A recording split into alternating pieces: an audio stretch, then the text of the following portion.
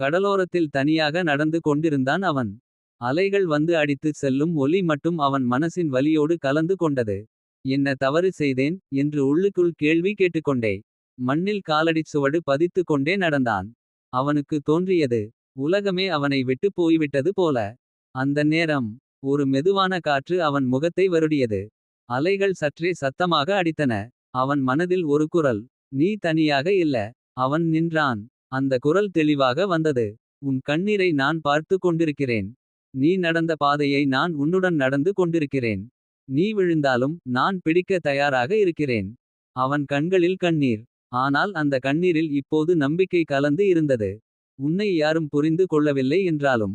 நான் உன்னை ஒருபோதும் விட்டு போக மாட்டேன். அவன் மெதுவாக வானத்தை பார்த்தான். மனசு கொஞ்சம் லேசானது. அவன் புரிந்து கொண்டான். முருகன் ஒருபோதும் தன் பக்தனை கைவிட மாட்டார். அலைகள் தொடர்ந்து அடித்தன. ஆனால் இப்போது அவன் நடக்கும் பாதையில் கவலை இல்லை. நம்பிக்கை மட்டும் இருந்தது.